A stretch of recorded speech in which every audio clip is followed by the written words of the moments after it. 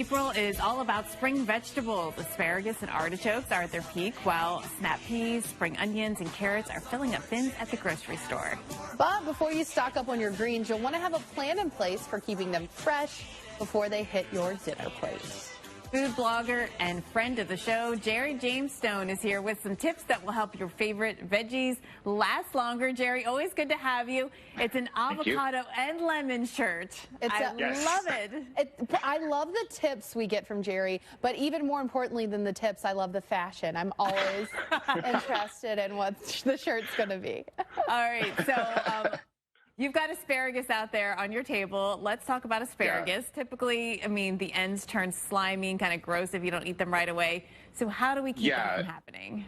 Yeah, asparagus, like you said, it turns really quickly. It has a short season, and it can be kind of pricey, so you want it to last, right? So the main thing with asparagus, and this works for broccoli too, is you want to store it like cut flowers. Put it in a jar with a little bit of water towards the bottom, and you just store it in the fridge that way. The important part is you want to trim off the end. You want to do this with broccoli. Also, just trim off the end once you bring it back from the grocery store. That's going to allow that water to get into the veggie, and it'll keep it fresh for a long time. Now, depending on how your refrigerator handles humidity and moisture, you might want to put a bag over the asparagus or over the broccoli. That'll help protect it.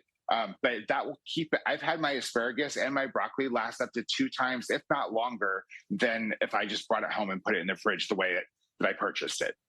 Hold on, so wait, because I have never, ever, I've seen the asparagus and thought about that, but I am a constant broccoli fighter. I'm like, why is my broccoli getting mushy before, like when I just bought it? Because I like to buy the heads of broccoli like that. So are you telling me if I cut the end of the head of broccoli off and put it in the water, that's all I need to do?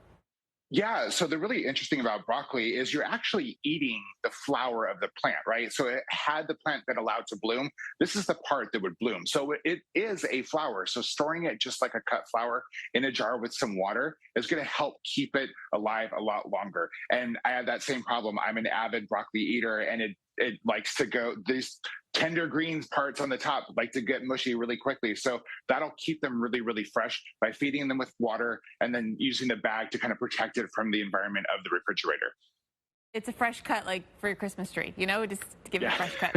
I've been doing life so wrong in so many ways. But we need to talk avocados, because those are our favorite, and they're so hard. So you tested 12 different methods to keep them from browning. What did you find out? I love the science experiment.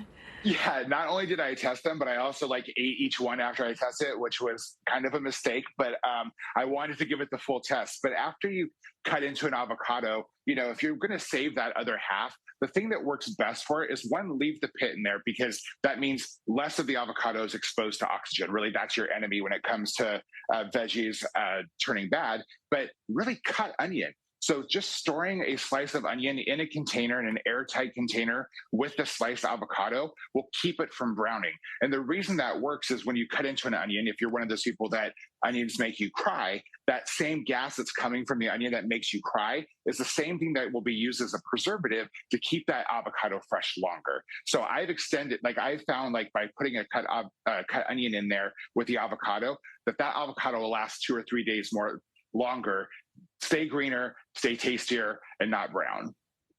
Wow. No way. That's mind-blowing. It's basically like guacamole, almost ready for you. You've got your chopped onion, you've got your, man, I have learned so much so far this morning already. So is there a particular way you need to cut the avocado, or is it just any way with the onion is better, is fine?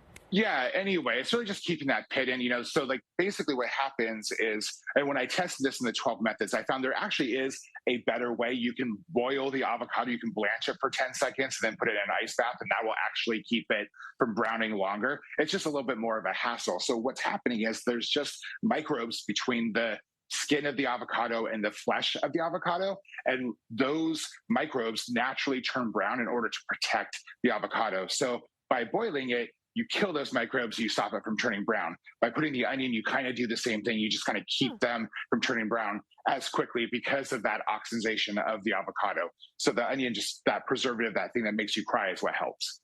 Good to know. Fantastic. Jerry James Stone, keeping food waste out of the landfills, keeping us from creating less food waste. Thank you so much, as always, for being here. And, of course, you can always follow Jerry on social media and YouTube for more.